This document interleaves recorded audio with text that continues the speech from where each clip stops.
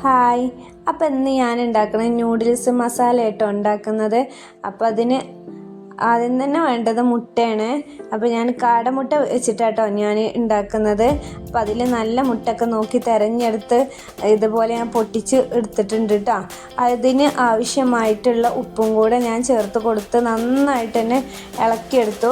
എന്നിട്ടൊരു ചട്ടി അടുപ്പത്ത് വെക്കുക, അതിലോട്ട് കുറച്ച് എണ്ണ ഒഴിച്ച് കൊടുക്കട്ടോ. പിന്നെ നമ്മൾ ആ മുട്ട നന്നായിട്ട് ഇളക്കി വെച്ചിരുന്നല്ലോ, അത് ഇതിലോട്ട് ഞാൻ പാർന്ന് കൊടുത്തു. ഇങ്ങനെ ചെറുതാക്കി ചിതറി ഇതാക്കുക കേട്ടോ. എന്നിട്ട് നന്നായിട്ട് അതിന് ശേഷം ഒരു പാത്രത്തിലോട്ട് ഞാൻ ഒഴിച്ച് കൊടുത്തിട്ടുണ്ട്. എന്നിട്ട് ആ പാത്രത്തിൽ തന്നെ കുറച്ച് വെള്ളം ഒഴിച്ച് കൊടുത്തിട്ടുണ്ട്.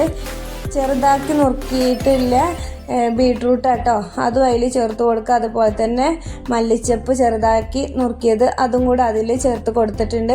പിന്നെ കുറച്ച് ചിക്കൻ മസാലയും കൂടി ചേർത്ത് കൊടുത്തു. പിന്നെ നമ്മൾ ആ നൂഡിൽസ് ഉണ്ടല്ലോ, നൂഡിൽസ് അതിലോട്ട് ഇട്ട് കൊടുക്കുക. നൂഡിൽസിൻ്റെ കൂടെ കിട്ടുന്ന പൊടികളുണ്ടല്ലോ മസാല, ആ മസാലപ്പൊടി അതിലോട്ട് ഇട്ട് കൊടുത്തിട്ടുണ്ട് കേട്ടോ.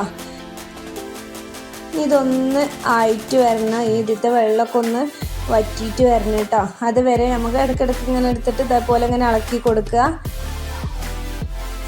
അപ്പോൾ ഇത്ര നന്നായിട്ട് അതിൻ്റെ വെള്ളമൊക്കെ വറ്റി വന്നിട്ടുണ്ട് കേട്ടോ. അപ്പോൾ നേരത്തെ വേവിച്ച് വെച്ച മുട്ട ഉണ്ടല്ലോ പൊരിച്ചത്, അതും കൂടെ അതിലിട്ട് കൊടുത്തിട്ട് നന്നായിട്ട് തന്നെ ഇളക്കി കൊടുക്കുക. അപ്പോൾ കുറച്ചും കൂടി വെള്ളം ഉണ്ട് കേട്ടോ.